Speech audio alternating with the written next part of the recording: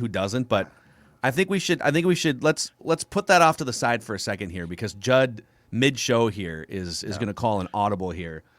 You've got some additional potential speculation. I've got a list of what Reckless speculation. I've got a list of what I believe to be the top 4 candidates that is going to leak out at some point soon here. Teams must put into the league who they want to talk to.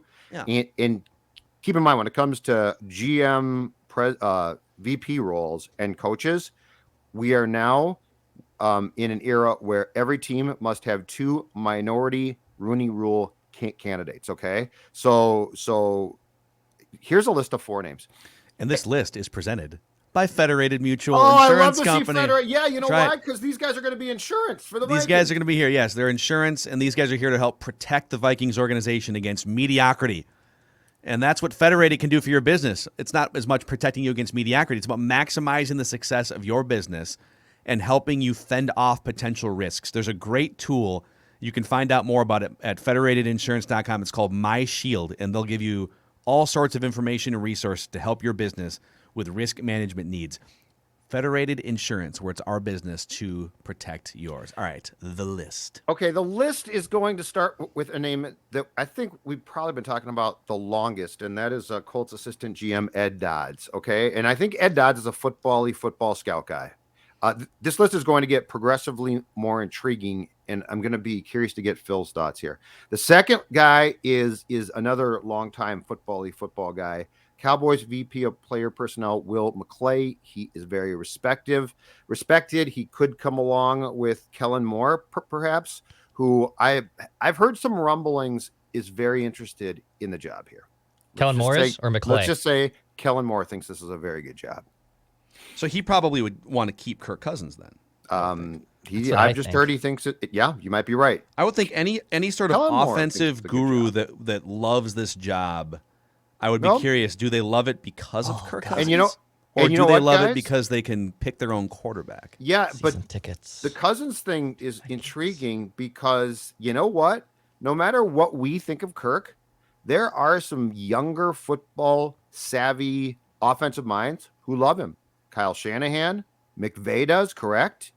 Does McVay love him? Do we know that? I think McVay likes him. Yeah, I think that they Shanahan definitely does. Yeah. So Kellen Moore would possibly, and I'm just spitballing here, be attached to Will McClay. Now, here's the last 2 names that I think are going to intrigue Phil, because there's a discussion that's not been had yet. This is going to rub some people really, really wrong, and some people are going to say, I get it and I like it. Brandon Brown is the Eagles' director of player personnel. I looked up his education last night, and this guy is clearly very smart. Like, he's got a degree or 2. This is not a football guy. This is a younger football guy who's got an impressive background as far as education goes. I'm Googling these people as you throw them out, and then I will develop a take on them based on their Wikipedia pages. I am going to give you, but the last name I'm going to give you is going to give you cause for major pause, because I think it's near the top of the list. It's a guy that the Bears have already put in a request to talk to, and I think the Vikings are going to as well. And this is going to take a very interesting turn. Another young man, Kwesi Adofo-Mensah. He is the Cleveland Browns VP of Football Ops. He is an Ivy League guy. This is going to start to sound very familiar. He is an Ivy League educated, very smart guy. Can you spell his name so I can type it into Google? Of course I can. This is how we do show research during the show. Of course I can. I can help. KWESI, and then the last name hyphenated ADOFO. I got it. Mensah. Okay. If you look at his bio, Phil Mackey, you are going to find a guy who looks very similar in terms of background to a trend that we've seen in a very different sport, Major League Baseball. Interesting. By the way, I don't know if I trust anyone that doesn't have a Wikipedia page, and the last 2 guys you just named don't, and that's why maybe all 4 don't. So these are stealth Will hidden McClay front does. office people. Okay. Ed Dodds does not. I think Will McClay does for sure. Okay. Kwesi does not, but I believe if you type in his name and Cleveland Browns executive, his Browns bio pops up. Sure. Yeah. And I believe that does include an Ivy League education. And I think we are talking about a major analytics guy here. I'm not criticizing it. I'm saying I think that's what we're talking about here. A guy that really understands the numbers as well as the football side of things. So I will. I'm gonna give you a take, even though I'm just finding out who a couple of these people are. You know on what? the show live. That's what makes this show so great. That's right. You don't need to Reckless This is- I need to speculation. research. information's coming in. Just gonna give you a take. Information. So I would be careful. This is what the Twins kind of did, and it did work for a minute. But the Twins went from the Terry Ryan front office that I remember one time, and I considered Terry a friend, and I enjoyed covering him, and I think he was an excellent general manager in his time. But especially toward the end of the run, I remember asking him one time on a radio show, Terry, it kind of feels like you guys are not exactly on the forefront analytically. What do you guys do in terms of analytics, and how do you incorporate that into your organization? And he said, and he clapped back like, we have 25 guys in our analytics department. And I said, you do? He goes, yeah, they're called scouts. Where these they got cigars and they got visors and radar guns, and those are the analytics department. And then so they went from that, and they said, okay, let's go get Derek Falvey, who is immersed in pitching analytics. Let's build out a front office. And like the Twins are now, I would almost say, too skewed toward analytics, where they're not accounting for, okay, this is a big moment right now, and our starting pitcher may be up to 90 pitches, but it's either like a lights-out starting pitcher for the 7th inning or a middling reliever with his heart palpitating out of his neck at Yankee Stadium, right? They don't account enough for the human element. Mm-hmm. The Vikings have been more analytically sound the last few years. Like, the Vikings aren't where the Twins were, but they're nowhere near like... I think the front office has been. The coaching staff has not. I think the coaching staff has begrudgingly agreed with some things. And that's fair. That's fair. I would be careful moving all in on analytics to the point where you're like, there's so much human element in football. And I'm not saying that like, well, if you hire Kwesi Adofo-Mensah, that like you're going to forget about the human element. I'm just saying, like, be careful. Overcompensating. Let's get a guy from Harvard, but it's worth talking who runs to, the calculations. Because what if he's in that sweet spot of completely understanding that, and also has football skills? Yes, that would be more modern. Yes, and that would get you to a place. And I think Rick tried, but Mike pushed back. And Rick is definitely, he's not young, so it's not like he grew up digesting the numbers and the facts. But yes, I'm with you. If you just go straight with the guy who's going to be from that side, I don't like it. But I do like moving towards a more progressive organization where a guy has a complete understanding of things, and that's going to take a pretty smart guy. All right, how would you let's go to this Will McClay. So he's the front off, the GM candidate from the Cowboys, and then obviously Kellen Moore is I'm assuming the Vikings are going to interview him at some point here. It just depends on the timing, but sure. Hurry up. So maybe Dex can answer this first. Come on, Kellen Moore. Calm down, Dex. How would you guys feel about a Will McClay, Kellen Moore Cowboys pairing to run the Vikings organization? Sign me up. Where's my? How much do I have to pay for season tickets? What's the down payment? Ventline would have to need a new person on home games. I would be all in on that idea. Listen, I get your curiosity here, but like, what have the Cowboys done in the last 25 years for you to be so obsessed with poaching two guys from their organization? Well, I think number one, Kellen Moore is new blood for them. Like they rode Jason Garrett forever, right? And Moore was a very smart and a very, very college successful quarterback. He was running his own plays in high school, one of the most successful BCS quarterbacks, and is clearly a smart dude. I don't think they would have just turned the keys over to him if he was incompetent. Like, he knows what the hell he's doing. He's an innovator on offense. With Will McClay, other teams have been trying to poach him for years, and the Cowboys have kind of balked at it. So yeah, I know what you're saying. Cowboys have one playoff win, and even then, my entire lifetime, or in the last, I should say, 20 years. But I think both those dudes are exactly what this town would need. It's new life, it's new blood. That's exactly what the Vikings fans should be excited about. I need to know more. I feel like we get wind of a candidate and we're like, oh, that's got to be the guy. That's got to be the guy. And that's not true. I think Dodds is more of would be the closest to Rick that you could possibly get. I think he's a real good scout football guy. He might be smarter than Rick, but he is. I don't think he's going to bring a lot of new skill set to the table, which, I mean, the young guys, as far as talking to them, and you're going to have to make the correct decision, intrigue me. I'd be curious to know in all of these cases who they would bring along or foresee as coaching candidates. But the thing about this too, and Declan's fear of missing out on people is being reflected, I think, more and more the past half day or so on Twitter.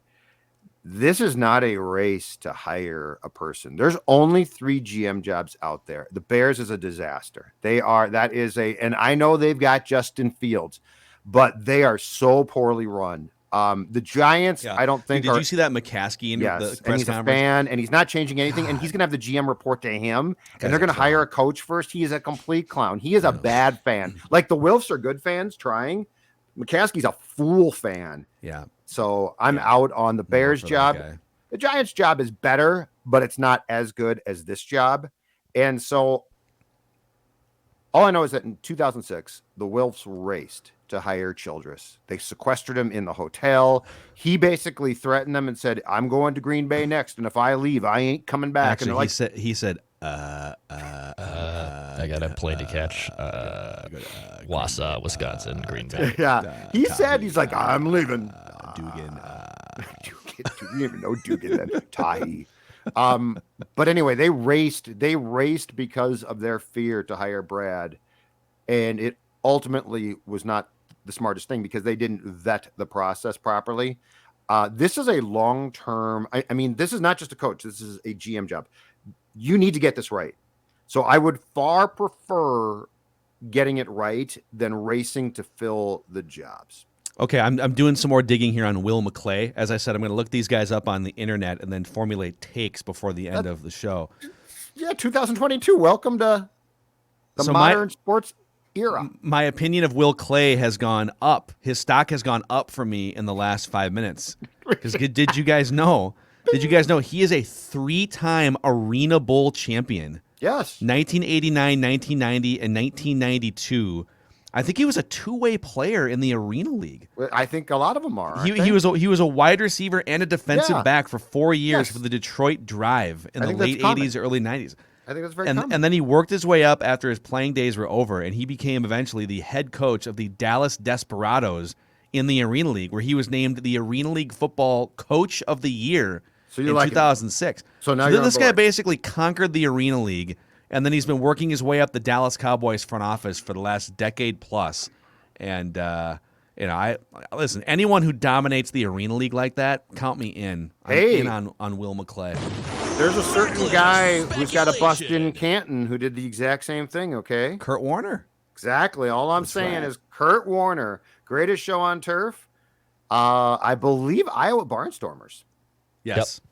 Iowa Barns. So don't, great helmets, right? They had like the leather-looking helmets with the from goggles bagging groceries at a Cedar Rapids grocery store to playing in Des Moines, I believe it was. They should make a movie after for the Barnstorm. They should make a movie. No, that's great. I'm glad they did. I gotta see it. We have to review it eventually on Sports Movie Rewind because I'm sure it's awesomely bad.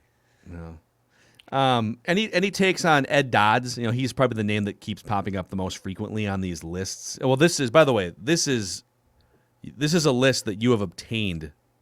These are 4 guys the Vikings are likely to interview, right? These are names I have heard are going to be in the hopper. Okay. They might not be the only 4, but I've heard that they are 4 that are going to be in the hopper. So Ed Dodds is he second in line behind Ballard? Yeah, in Indianapolis. Good friends with Ballard, and he's his assistant GM. And the Colts, I know they melted down big time in the last month of the season, but like the Colts have built really strong rosters over the last several years, and they've just been trying to find that quarterback. They went Phillip Rivers and Carson Wentz.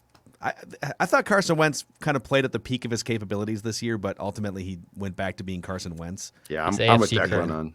He's AFC Kirk. I'm with Dex on Carson Wentz. Yeah. Well, and he's Kirk with also this weird thing of once in a while making just awful plays. Yeah, he spazzes more than Yeah, Kirk. like Kirk will just eat the football. Yeah.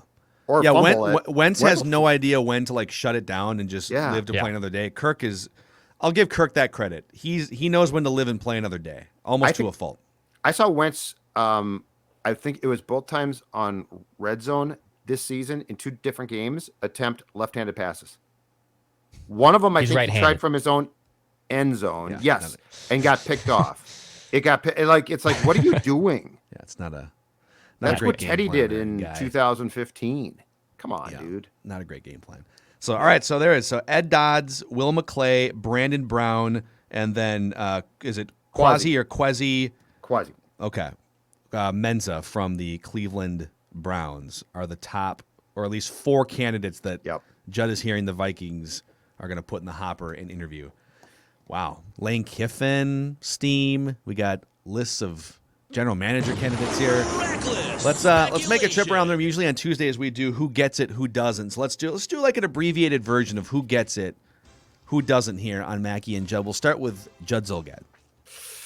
Who does not get it? I got 2 choices here. I talked about the Bears. So you know what? I'm going to go to hockey real quick. The Carolina Hurricanes, who pilfered the Gophers' starting goaltender who had started all 20 games, Jack LaFontaine. They signed him on Sunday because they are down goalies, and he was a draft pick at some point in time. Jack is the Gophers' goalie. Can he not go back now?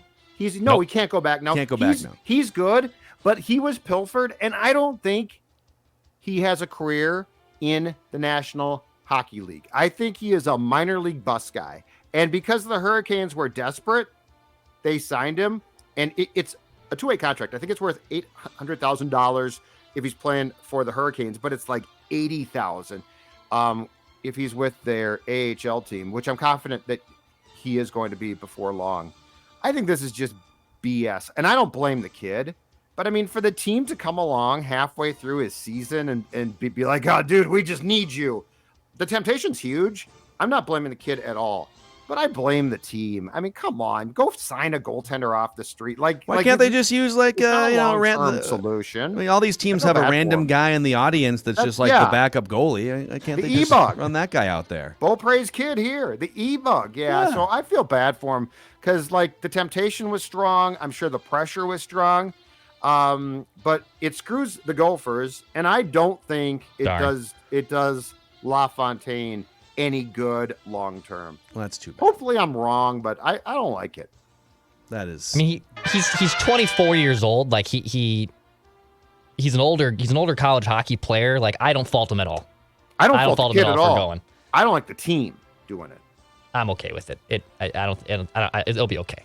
It'll be okay. Oh, it'll be fine. But I mean, he's going to be out. My guess is he's not playing hockey in 3 years.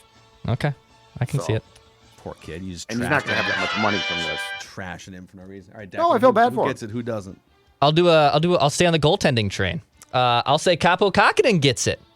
The Wild have trusted Kaapo Kahkonen these last few games after Cam Talbot, who was placed on the injured list, and he's basically played sparingly throughout the majority of this season. But he had 2 back-to-back strong starts against the Bruins and Capitals, and the Wild basically had to play half of their roster from Iowa. In the majority of those games, they're so banged up, including missing a lot of their core defensemen. And Kaapo Kahkonen has been money over his last 9 starts. He's only allowed more than 2 goals once. So I know earlier this season, actually, I put Kaapo in the doesn't get it category because I was a little concerned if he can legitimately be an NHL caliber goaltender. But Cam Talbot's now out, and we don't really know when he's going to be coming back. Kaapo gets thrusted into this role, beats 2 very good teams in the Bruins and Capitals, and now all of a sudden the trust in Kaapo Kahkonen is legitimate. He looks like he can actually be a competent NHL goaltender. You might not have to go get someone else behind him. Wow. Kaapo Kahkonen looks like he's actually could you see like a him, college kid. Like a college kid who they just screw. Here's the test.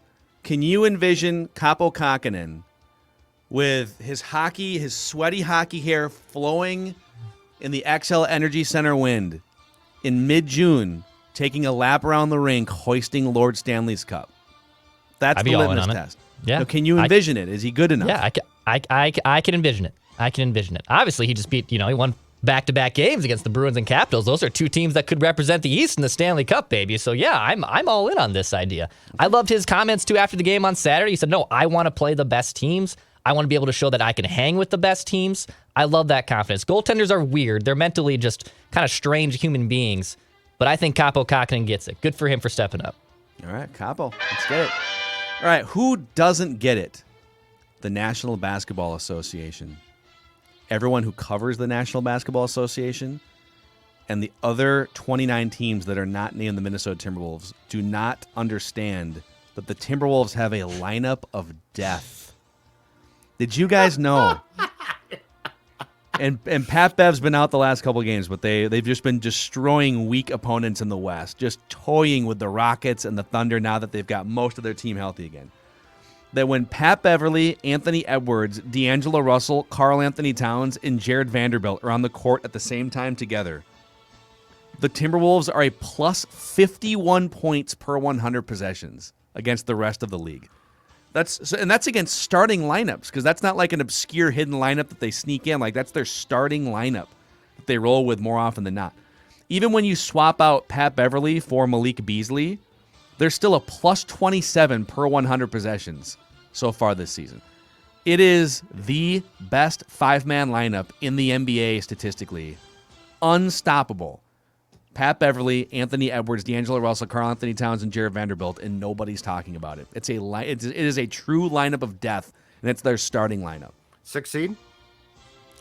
Well, the 6th seed at this point, I think, is like a game and a half away, and so I've got my sights set even higher. I want home court advantage in the first round of the playoffs. Oh, all right? boy. I want the 4 seed. Get the flag.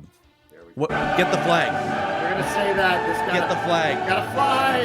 That's right. Unity, thank you very much. DEATH. Death. As in lineup of death.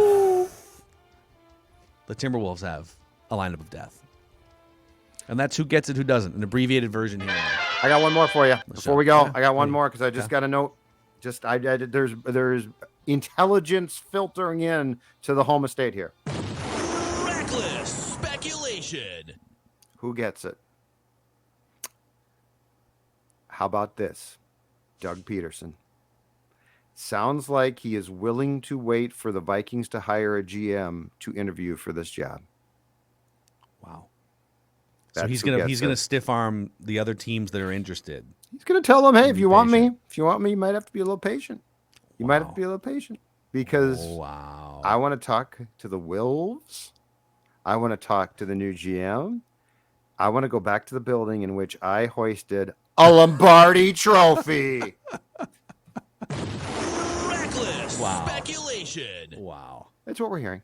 Reckless speculation Thursday on a Tuesday here on Mackie and Judd. Daily Minnesota sports entertainment, therapy, speculation, sleuthing.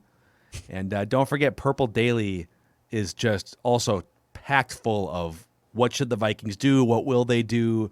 Alex Boone joining on this Tuesday with his thoughts. We'll put the I got a feeling that he's going to have some insights into what Eric Kendricks and Brian O'Neill had to say about the culture under Mike Zimmer. So we'll talk about that with old Alex Boone. All right, guys, write that down tomorrow at an accountability session. We'll see you then.